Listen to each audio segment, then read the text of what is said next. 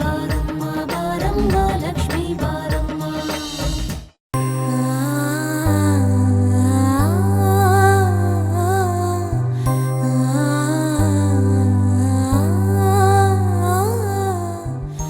ಚಿನ್ನು, ಎಲ್ಲ ವಿಷಯ ಹೇಳಿದ್ಯಾ?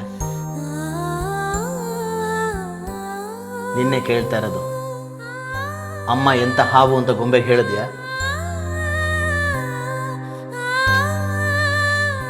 ನನಗೆ ಗೊತ್ತು, ಈ ವಿಷಯದಲ್ಲಿ ಕತ್ ಕುಯ್ದ್ರು ನೀನು ಗೊಂಬೆ ಹತ್ರ ನಿಜ ಹೇಳಲ್ಲ ಅಂತ. ನಿನ್ನ ಒಳ್ಳೆತನನೇ ನಿನ್ನ ಶತ್ರು ಚಿನ್ನು. ನಿಜ, ಒಳ್ಳೆತನ ಇರಬೇಕು, ಆದರೆ ಅದು ನಮ್ಮನ್ನು ಕೊಲ್ಲಬಾರ್ದು. ನೀನು ಹೀಗೆ ಎಲ್ಲ ಸಹಿಸ್ಕೊಂಡು ಹೋಗ್ತೀಯ ಅಂತಾನೆ ಕಲ್ಪನಾ ನಿನ್ನ ಹತ್ರ ಹೀಗೆ ನಡ್ಕೋತಾ ಇರೋದು. ನೋಡು, ನೀನು ಎಷ್ಟು ಬೇಕಾದರೂ ಇದನ್ನೆಲ್ಲ ಸಹಿಸ್ಕೊ, ನೋವನ್ನು ಅನುಭವಿಸು, ಆದರೆ ನನ್ನ ಕಣ್ಣಲ್ಲಿ ಇದನ್ನೆಲ್ಲ ನೋಡೋಕ್ಕಾಗಲ್ಲ. ನಾನು ಈಗಲೇ ಹೋಗಿ ಗೊಂಬೆ ಹತ್ರ ಎಲ್ಲ ಹೇಳ್ತೀನಿ.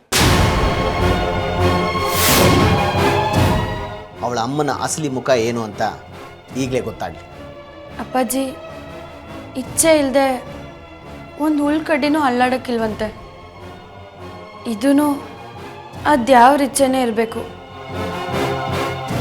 ಇದರಲ್ಲೂ ಅದ್ಯಾವ್ರು ಏನೋ ಒಳ್ಳೇದನ್ನೇ ಹುಡುಕ್ತಿರ್ಬೇಕು. ಹುಟ್ಟಿಸಿದ ದೇವ್ರ ಮೇಲೆ ನಮ್ಮ ಹೊಣೆ ಇದೆ. ಆ ದೇವ್ರು ನಮ್ಮನ್ನು ಕಾಪಾಡ್ತಾನಪ್ಪಾಜಿ. ಹುಟ್ಟಿಸಿದ ದೇವರು ತಾನೇ ಬಂದು ಯಾರನ್ನೂ ಕಾಪಾಡಲ್ಲ ಚಿನ್ನು. ಆ ದೇವರು ತನ್ನ ಸೇವಕರಿಗೆ ಆಜ್ಞೆ ಮಾಡ್ತಾನೆ. ಹಾಗೆ ಅದೇ ದೇವರು ನನಗೆ ಆಜ್ಞೆ ಮಾಡಿದ್ದಾನೆ. ನಾನು ಎಲ್ಲ ವಿಷಯನೂ ಹೋಗಿ ಗೊಂಬೆ ಹೇಳ್ತೀನಿ. ಅಪ್ಪಾಜಿ, ನಿಮ್ಮ ಕೈ ಮುಗಿತೀನಿ. ಅಕ್ಕಂಗೆ ಇದು ಯಾವ ವಿಷಯನೂ ಗೊತ್ತಾಗೋದು ಬೇಡ.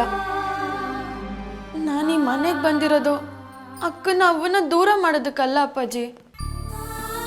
ಅಕ್ಕನ್ನ ಅವನ್ನ ದೂರ ಮಾಡಿದ್ರೆ ಆ ಪಾಪ ನನಗೆ ಸುತ್ಕೊಳ್ಳುತ್ತಪ್ಪಾಜಿ. ಮಗಳಿಂದ ತಾಯಿನ ದೂರ ಮಾಡಿದ ಪಾಪ ಕೊಲೆಗೆ ಸಮ. ನಿಮ್ಮ ಕೈ ಮುಗಿದು ಬೇಡ್ಕೊಳ್ತೀನಪ್ಪಾಜಿ, ಅಕ್ಕನ ದಯವಿಟ್ಟು ಈ ವಿಷಯ ಹೇಳಬೇಡಿ. ಜೀವನ ನನಗೆ ತುಂಬ ತಾಳ್ಮೆ ಕಲಿಸಿದೆ. ಈ ನೋವೇ ನನಗೆ ಹೊಸದಲ್ಲ ಅಪ್ಪಾಜಿ. ನಾನು ಕಂಡಿರೋ ನೋವುಗಳ ಮಧ್ಯೆ ಇದೊಂದು ಸಣ್ಣ ನೋವು ಅಷ್ಟೆ. ಅವ್ವ ಏನು ಕೆಟ್ಟೋಳಲ್ಲ ಅಪ್ಪಾಜಿ, ಒಳ್ಳೆಯವಳೆ. ಈ ಚಿನ್ನು ಮೇಲೆ ನಿಮಗೆ ಪ್ರೀತಿ ಇದ್ರೆ, ಮಗಳು ಅನ್ನೋ ಮಮಕಾರ ಇದ್ರೆ, ನೀವು ಅಕ್ಕನಿಗೆ ಏನೂ ಹೇಳೋಕ್ಕಿಲ್ಲ. ಇದಕ್ಕೆಲ್ಲ ನಾನೇ ಕಾರಣಮ್ಮ. ಹೆಂಡತಿನ ಹೆಂಡತಿಯಾಗಿರೋದಕ್ಕೆ ಬಿಟ್ಟಿದ್ರೆ ಕಲ್ಪನಾ ಇಷ್ಟು ಮಿತಿ ಮೀರ್ತಾ ಇರಲಿಲ್ಲ. ಇವತ್ತು ಸರಿ ಹೋಗ್ತಾಳೆ, ನಾಳೆ ಸರಿ ಹೋಗ್ತಾಳೆ ಅಂತ ಸಲುಗೆ ಬಿಟ್ಟಿದ್ದಕ್ಕೆ ನನ್ನ ಕಾಲ ಮೇಲೆ ನಾನೇ ಚಪ್ಪಡಿ ಕಲ್ಲು ಹೇಳ್ಕೊಂಡಿದ್ದೀನಿ. ಗಿಡವಾಗಿ ಬಗ್ಗದ್ದು ಮರವಾಗಿ ಬಗ್ಗಿದ್ದೆ. ಇವಳ ರಾಕ್ಷಸತನ ಕಡಿಮೆ ಆಗಲ್ಲ ಮಗಳೇ, ಕಡಿಮೆ ಆಗಲ್ಲ.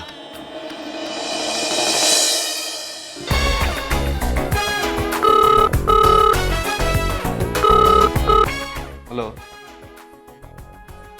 1 ಅವರ್ ಯಾವುದೇ ಕಾಲ್ನು ಕನೆಕ್ಟ್ ಮಾಡಬೇಡಿ. ಓಕೆ? ಯಾ,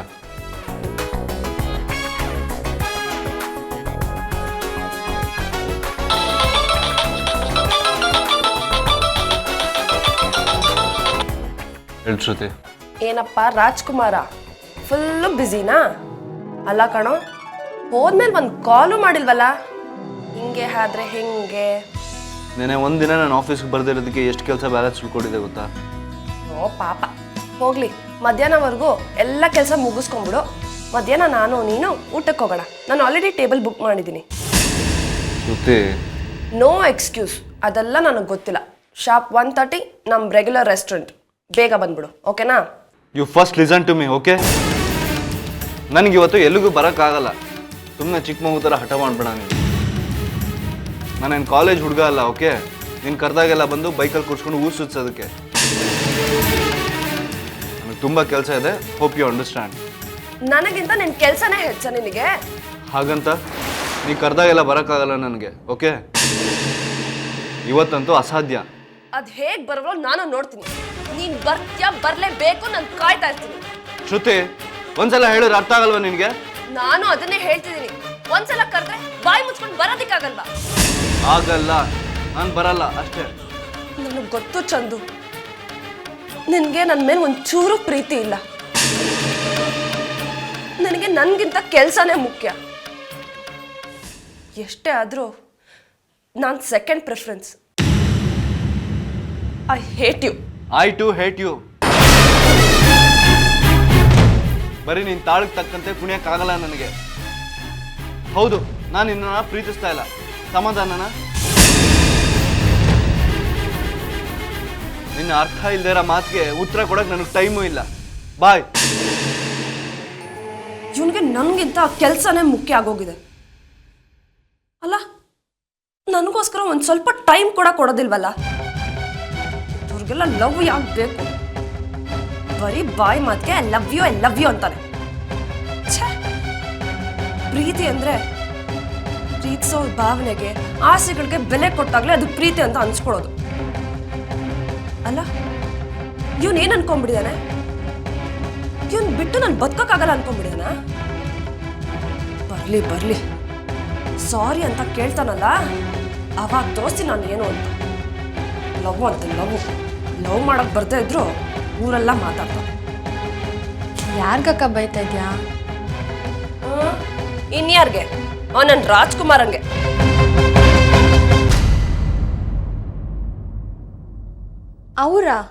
ಅವ್ರೇನ್ ಮಾಡಿದ್ರು? ಅವನ್ಗೆ ಟೈಮ್ ಇಲ್ವಂತೆ. ನಾನು ವೇಸ್ಟ್ ಆಗಿ ಅವನ ಟೈಮ್ನ ವೇಸ್ಟ್ ಮಾಡ್ತಿದ್ದೀನಂತ.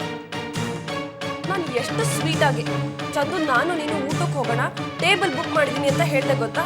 ಆದ್ರೆ ಅವನು ನೀನ್ ಕರ್ದಿದ್ ಕಡೆ ಎಲ್ಲ ನಾನು ಬರಕ್ಕಾಗಲ್ಲ ಅಂತ ಎಷ್ಟು ರೂಢಾಗಿ ಹೇಳ್ದ ಗೊತ್ತಾ? ನಾನ್ ಕರ್ದಿದ್ ಕಡೆ ಎಲ್ಲ ಬರಕ್ಕಾಗಲ್ಲ ಅಂದ್ರೆ ಏನೇ ಅರ್ಥ? ಅಂತವ್ರೆಲ್ಲ ಲವ್ ಯಾಕೆ ಮಾಡ್ಬೇಕು? ಕೆಲ್ಸ ಅಂತ ಕೆಲ್ಸ. ಏನ್ ಊರಲ್ಲಿ ಇವನೊಬ್ನೇ ಕೆಲ್ಸ ಮಾಡೋದು? ಬೇರೆ ಯಾರು ಕೆಲ್ಸ ಮಾಡಲ್ವಾ? ಕೆಲ್ಸ ಮಾಡೋರೆಲ್ಲ ಪ್ರೀತಿ ಮಾಡಲ್ವಾ? ಇವನೊಬ್ಬ ಮಾತ್ರ ಸ್ಪೆಷಲು. ಕೋತಿ.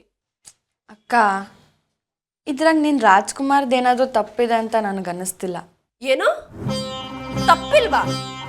ಊಟಕ್ಕೆ ಕರೆದ್ರೆ ಬರಲ್ಲ ಅನ್ನೋದು ತಪ್ಪಲ್ವಾ? ಅಕ್ಕ, ಅದು ತಪ್ಪಲ್ಲ. ಅವ್ರ ಕೆಲ್ಸದ ಒತ್ತಡ ಇದೆಯೋ ಇಲ್ವೋ ಅಂತ ತಿಳ್ಕೊಂತಾನೆ ನೀನ್ ಊಟದ ಸಿದ್ಧತೆ ಮಾಡ್ಬೇಕಾಗಿತ್ತು. ಅಂದ್ರೆ ನನಗಿಂತ ಅವನ ಆಫೀಸ್ ಕೆಲ್ಸನೇ ಮುಖ್ಯನ ಅವನಿಗೆ? ಹೋಗೆ. ಅಕ್ಕ, ಉದ್ಯೋಗಂ ಪುರುಷ ಲಕ್ಷಣಂ ಅಂತ ನನ್ನ ತಾತಮ್ಮ ಹೇಳ್ತಿತ್ತು. ಹೆಣ್ಣು ತಿರುಗಿ ಕೆಟ್ಲು, ಗಂಡು ಕೂತ್ ಕೆಟ್ಟ ಅಂತ ಗಾದೆನೇ ಇದೆ. ಇಲ್ಲಿ ನೀನ್ ಮುಖ್ಯನಾ ಇಲ್ಲ ಕೆಲಸ ಮುಖ್ಯನಂತ ಬರಲ್ಲ ಅಕ್ಕ. ಮತ್ತಿನ್ನೇನ್ ಬರುತ್ತೆ? ಇಲ್ಲಿ ಕುಟುಂಬ ಬರುತ್ತೆ, ತನ್ನನ್ನು ನಂಬ್ಕೊಂಡಿರೋ ಜವಾಬ್ದಾರಿ ಬರುತ್ತೆ. ಈ ಕುಟುಂಬದಾಗೆ ನೀನು ಒಬ್ಳು. ಅವ್ರವ್ರ ಜವಾಬ್ದಾರಿ ಸರಿಯಾಗಿ ಮಾಡಿದ್ರೆ ತಾನೆ ಕುಟುಂಬದಾಗಿರೋ ನೀನು ಖುಷಿಯಾಗಿರಕ್ಕಾಗೋದು. ನೀನೇನ್ ಹೇಳ್ತಿದ್ಯೋ ನಂಗೆ ಒಂದು ಅರ್ಥ ಆಗ್ತಿಲ್ಲ ಚಿನ್ನು. ಅಕ್ಕ, ನೀನ್ ರಾಜ್ಕುಮಾರನೇ ನಂಬ್ಕೊಂಡು ಅವ್ರದ್ದೇ ಒಂದು ದೊಡ್ಡ ಕುಟುಂಬ ಇದೆ. ಅದು ಅಲ್ಲದೆ ಅವ್ರು ಕೊಟ್ಟಿರೋ ಕೆಲಸ ನಂಬ್ಕೊಂಡು ಇನ್ನೂ 10-20 ಕುಟುಂಬಗಳಿವೆ. ಆ 10-20 ಕುಟುಂಬದಲ್ಲಿ ಏನೂ ಇಲ್ಲ ಅಂತ ಲೆಕ್ಕ ಹಾಕಿದ್ರು 100 ಜನ ಇದ್ದಾರೆ. ಅವ್ರದ್ದೆಲ್ಲಾರ್ದು ಹೊಟ್ಟೆ ತುಂಬೋದು ನಿನ್ ರಾಜ್ಕುಮಾರ ಮಾಡೋ ಕೆಲ್ಸದಿಂದ ಅಲ್ವಾ? ಓಹೋ ಹೋ ಹೋ ಹೋ. ಅಂದ್ರೆ ಅವನ್ಗೆ ಅವ್ರ ಬಗ್ಗೆ ಎಲ್ಲ ಯೋಚನೆ ಮಾಡೋದಕ್ಕೆ ಟೈಮ್ ಇದೆ, ನನ್ನ ಬಗ್ಗೆ ಯೋಚನೆ ಮಾಡೋದಕ್ಕೆ ಟೈಮ್ ಇಲ್ಲ ಅಲ್ಲ? ಅಕ್ಕ, ನನ್ಗಿಂತ ಹೆಚ್ಚು ಬುದ್ಧಿ ಇರೋ ನೀನೇ ಹಿಂಗಂದ್ರೆ ಹೆಂಗಕ್ಕ? ಹೆಂಡತಿ ಆದವಳು ಗಂಡನ ಕಷ್ಟ ಸುಖನ ಹಂಚ್ಕೊಳ್ತಾರೆ. ನೀನ್ ಹಿಂಗಂದ್ರೆ ಅವ್ರವ್ರ ಕಷ್ಟ ನೀನ್ ಯಾರ ತವ ಹೇಳ್ಕೊಳ್ತಾರೆ? ಚಿನ್ನು, ಯಾಕೋ ಚಂದುನ ತುಂಬಾ ವಹಿಸ್ಕೊಂಡು ಮಾತಾಡ್ತಿದ್ಯಾ? ಅಕ್ಕ, ನಾನು ಯಾರನ್ನೂ ವಹಿಸ್ಕೊಂಡು ಮಾತಾಡ್ತಾ ಇಲ್ಲ. ಹೆಂಡತಿ ಆದವಳು ಹೆಂಗಿರ್ಬೇಕು ಅಂತ ಹೇಳ್ದೆ ಅಷ್ಟೆ. ನಿನ್ಗೆ ಎಷ್ಟು ಹೇಳಿದ್ರು ಅಷ್ಟೇ ಹೋಗು. ಚಿನ್ನು ಕೂತ್ಕೋ. ನಿನ್ನ ಗಂಡ ಹೀಗೆ ಮಾಡಿದಿದ್ರೆ ಏನ್ ಮಾಡ್ತಿದ್ದೆ?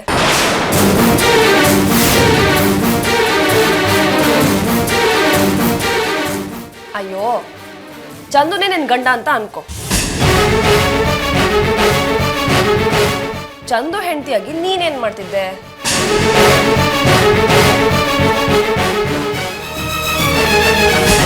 ಚಿನ್ನು ಚಿನ್ನು ನಿಂತ್ಕೊಳೆ. ಚಿನ್ನು, ನನ್ನ ಪ್ರಶ್ನೆಗೆ ಉತ್ತರ ಕೊಡು. ಚಿನ್ನು,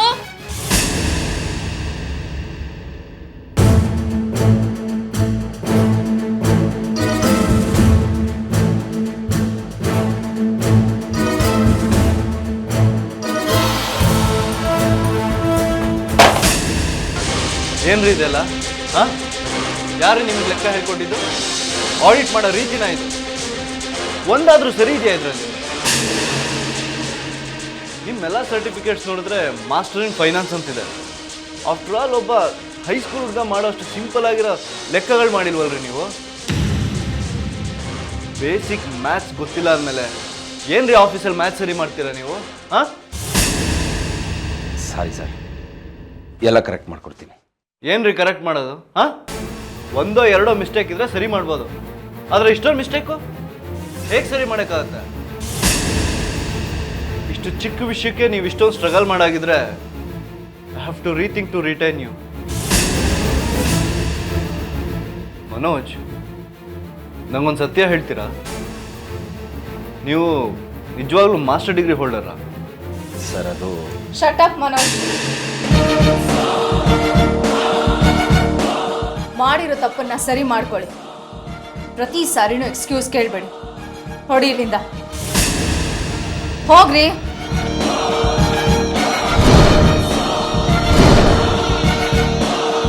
ಕುಂದತೆ, ನೀವು ಇವ್ರನ್ನ ಯಾವ ಬೇಸ್ ಮೇಲೆ ಅಪಾಯಿಂಟ್ ಮಾಡಿದ್ರು ಅಂತ ನನಗೆ ಗೊತ್ತಿಲ್ಲ, ಆದರೆ ಯಾವುದಕ್ಕೂ ಸ್ವಲ್ಪ ಇವ್ರನ್ನ ಗಮನ ಇರಲಿ. ಒಂದು ಕ್ಷಣ ಅವ್ನು ಇಲ್ಲಿರೋದು ನನಗೆ ವೇಸ್ಟ್ ಅನ್ನಿಸ್ತಾ ಇದೆ. ಉಳ್ದಿರೋದೆಲ್ಲ ನಿಮಗೆ ಬಿಟ್ಟಿದ್ದು. ಹಾ, ಇದನ್ನೇನ್ ಮಕ್ಕಳಾಟ ಅನ್ಕೊಂಡಿದ್ಯಾ? ಹೋಗಿ ಹೋಗಿ ನಿನ್ನನ್ನು ಇಲ್ಲಿಗೆ ಕರ್ಕೊಂಡು ಬಂದು ಕೆಲಸ ಕೊಡಿಸಿದ್ನಲ್ಲ, ನಾನು ಹೊಡ್ಕೋಬೇಕು. ನಿನ್ನನ್ನ ಈ ಆಫೀಸಿಗೆ ಕರ್ಕೊಂಡು ಬಂದು ದೊಡ್ಡ ತಪ್ಪು ಮಾಡಿಬಿಟ್ಟೆ. ನಿನಗೋಸ್ಕರ ಎಲ್ಲ ಡ್ಯೂಪ್ಲಿಕೇಟ್ ಸರ್ಟಿಫಿಕೇಟ್ಸ್ನ ರೆಡಿ ಮಾಡಿದ್ನಲ್ಲ, ನನಗೆ ಬುದ್ಧಿ ಇಲ್ಲ. ನಾಯಿನ ತಗೊಂಡು ಬಂದು ಸಿಂಹಾಸನದ ಮೇಲೆ ಕೂಡಿಸಿದ್ರೆ ಅದು ರಾಜ್ಯಭಾರ ಮಾಡುತ್ತಾ? ಶಟಪ್. ಏನು ಬಾಯಿ ಬಂದಂಗೆ ಮಾತಾಡ್ತಿದೀಯಾ? ನನ್ನನ್ನು ಏನು ಅಂದ್ಕೊಂಡಿದೀಯ ನೀನು? ನಾನು ನಿನಗೆ ತಾಳಿ ಕಟ್ಟಿದ ಗಂಡ. ಆ ತಪ್ಪಕ್ಕೆ ತಾನೆ ನಿನ್ನ ಎಲ್ಲ ತಪ್ಪುಗಳನ್ನ ನನ್ನ ತಲೆ ಕಟ್ತಾ ಇರೋದು. ನಮ್ದು ನಂಬರ್ 1 ಕಂಪ್ನಿ. ನಮ್ಮ ಕಂಪ್ನಿ ಫೈಲ್ನ ಮೇಂಟೈನ್ ಮಾಡೋ ರೀತಿನ ಇದು? ಸತ್ಯ ಹೇಳಿದ್ರೆ ನಿಂಗೆ ಕೋಪ ಬರುತ್ತೆ ತಾನೆ? ತಪ್ಪು ನಂದಲ್ಲ, ನಿಂದು. ಏನು ಬರ್ದೇ ಇರೋನಿಗೆ ಏನೇನೋ ಮಾಡು ಅಂದ್ರೆ ನಾನು ಏನು ಮಾಡಲಿ? ನನಗೇನು ಬರುತ್ತೋ ಅದನ್ನು ಮಾಡಿದ್ದೀನಿ. ಏನಾದರೂ ಈಗ ಒಂದೇ ಒಂದು ಮಾತಾಡಿದ್ರು ಮುಖಾಮುಖಿ ನೋಡ್ದಂಗೆ ಚಚ್ಚಾಕ್ಬಿಡ್ತಿದ್ದೆ. ಹೊಡಿತ್ಯಾ? ಹೊಡಿದೆ ಇನ್ನೇನು ಮಾಡ್ತೀಯಾ? ಹೊಡಿಯೋದು, ಬಡಿಯೋದು, ಕೊಲ್ಲೋದು, ಇದು ಬಿಟ್ರೆ ಏನು ಬರುತ್ತೆ ನಿನಗೆ? ಅದಕ್ಕೆ ತಾನೆ ನೀನು ನನ್ನನ್ನು ಇಟ್ಕೊಂಡಿರೋದು, ಕಟ್ಕೊಂಡಿರೋದು. Shut up, just shut up Manoj. ನಾನು ನಿನ್ನನ್ನು ಈ ಆಫೀಸಿಗೆ ಕರ್ಕೊಂಡು ಬಂದಿರೋದು ಚಂದು ಹತ್ರ ವೈರತ್ವನ ಕಟ್ಕೊಳ್ಳಿ ಅಂತ ಅಲ್ಲ, ಮಿತ್ರತ್ವನ ಬೆಳೆಸ್ಕೊ ಅಂತ. ನೀನು ಮಾಡೋ ಕೆಲಸದಿಂದ ಚಂದು ಇಂಪ್ರೆಸ್ ಆಗಿ ನಿನ್ನ ಮೇಲೆ ನಂಬಿಕೆ ಬರಬೇಕು. ಅದರಿಂದ ನಾವು ಪ್ರಾಫಿಟ್ ಮಾಡ್ಕೋಬೇಕು. ಇದು ನನ್ನ ಪ್ಲಾನು ಮನೋಜ್. ಆದರೆ ನೀನು ಮಾಡ್ತಾ ಇರೋದು ನೋಡಿದ್ರೆ ಚಂದುನೇ ನಿನ್ನ ಕುತ್ತಿಗೆ ಹಿಡಿದು ಈ ಆಫೀಸಿಂದ ಹೊರಗಡೆ ತಳ್ಳೋ ಹಾಗೆ ಮಾಡ್ಕೊಳ್ತೀಯ. ಅಲ್ಲಿವರೆಗೂ ಚಂದನ್ ಬದುಕಿರಲ್ಲ ಬಿಡೋ. ಮನೋಜ್, ನಿನ್ನನ್ನು ನಾನು ಇಲ್ಲಿ ಕರ್ಕೊಂಡು ಬಂದ ತಪ್ಪಿಗೆ ನಿನ್ನ ಎಲ್ಲ ಕೆಲಸಗಳನ್ನು ನಾನೇ ಮಾಡ್ತೀನಿ, ಆಯ್ತಾ? ಆದರೆ ಪ್ಲೀಸ್ ಚಂದು ಜೊತೆ ಈ ರೀತಿ ಮಾತಾಡೋದು, ಜಗಳ ಆಡೋದನ್ನ ಮಾಡಿದ್ರೆ ಚೆನ್ನಾಗಿರೋದಿಲ್ಲ. ಆಯಿತು ಬಿಡು, ಇನ್ನೊಂದ್ಸಲ ಹಂಗೆ ಮಾಡಲ್ಲ. ನೀನು ಮೊದಲೇ ಈ ಕೆಲಸ ಮಾಡಿದರೆ ನಾನು ಬಯಸ್ಕೊಳ್ಳೋ ಪರಿಸ್ಥಿತಿನೇ ಬರ್ತಿರ್ಲಿಲ್ಲ. SLC ಎಕ್ಸಾಮ್ನ 5 ಸಲ ಬರೆದ್ರು ಪಾಸ್ ಆಗದೆ ಇರೋನಿಗೆ ಎಂಜಿನಿಯರಿಂಗ್ ಎಕ್ಸಾಮ್ ಬರೆಯೋದ್ರೆ ಇನ್ನೇನಾಗುತ್ತೆ? ಮತ್ತೆ ನನ್ನ ಮರ್ಯಾದೆ ಹೋಗುವಂಥ ಕೆಲಸ ಮಾಡಬೇಡಪ್ಪ ಪ್ಲೀಸ್.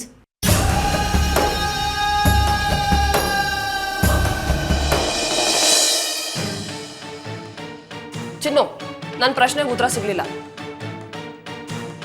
ಚಿನ್ನು, ಚಿನ್ನು, ನೀನು ಚಂದು ಹೆಂಡತಿ ಆಗಿದ್ರೆ ಏನ್ ಮಾಡ್ತಿದ್ದೆ ಹೇಳು? ಅಕ್ಕ, ನನಗೆ ನಿನ್ನ ಪ್ರಶ್ನೆ ಕೇಳಿಸ್ತು. ಮತ್ತೆ ಮತ್ತೆ ಒತ್ತಿ ಕೇಳೋದೇನು ಬೇಕಾಗಿಲ್ಲ.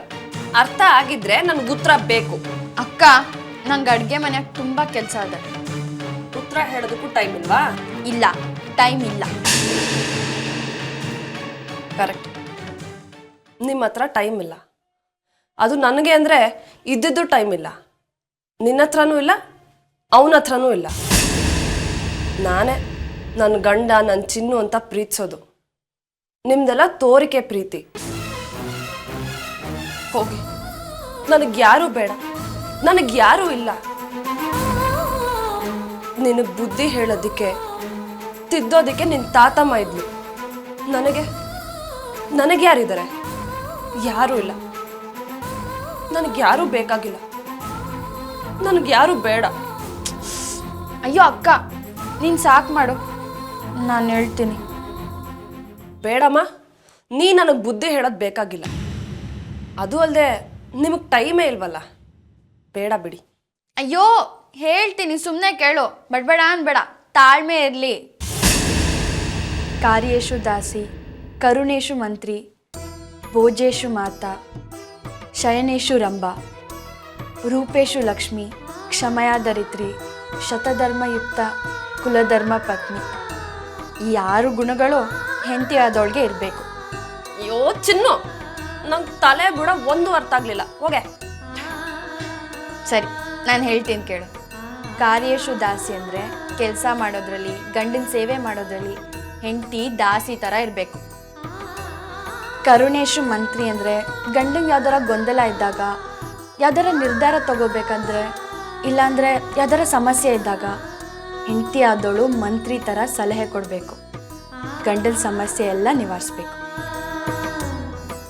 ಭೋಜೇಶು ಮಾತಾ ಹಂಗಂದ್ರೆ ಮಕ್ಕಳಿಗೆ ಊಟ ಕೊಡೋದ್ರಲ್ಲಿ ತಾಯಿನ ಮೀಸೋರು ಯಾರೂ ಇರೋದಿಲ್ಲ. ತಾಯಿ ತನ್ನ ಎದೆ ಹಾಲನ್ನೇ ಬಸ್ದು ಮಗುನ ಬೆಳೆಸ್ತಾಳೆ. ಆ ತಾಯಿ ಪ್ರೀತಿ ಗಂಡನಿಗೆ ಊಟ ಬಡಿಸ್ಬೇಕಾದ್ರೆ ಹೆಂಡತಿ ಆದವಳಿಗಿರಬೇಕು. ಶಯನೇಶು ರಂಭ ಅಂದರೆ ಹೇಳೆ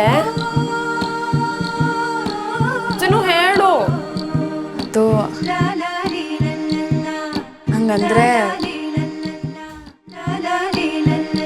ಗಂಡನ ಪ್ರೀತಿ ಮಾಡೋದ್ರಲ್ಲಿ, ಅವ್ರನ್ನ ಮುದ್ದು ಮಾಡೋದ್ರಲ್ಲಿ, ಅವ್ರ ಆಸೆ ನೆರವೇರಿಸೋದ್ರಲ್ಲಿ ಹೆಂಡತಿ ಆದವಳು ರಂಬೆ ಅಂತ ಅಪ್ಸರೆ ಗುಣ ಹೊಂದಿರಬೇಕು.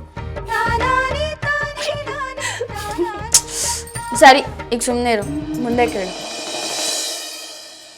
ರೂಪೇಶು ಲಕ್ಷ್ಮಿ ಅಂದರೆ ಗಂಡ ಬೆಳಗಿನ ಸಂಜೆವರೆಗೂ ದುಡ್ಡು ಬಂದಿರ್ತಾನೆ.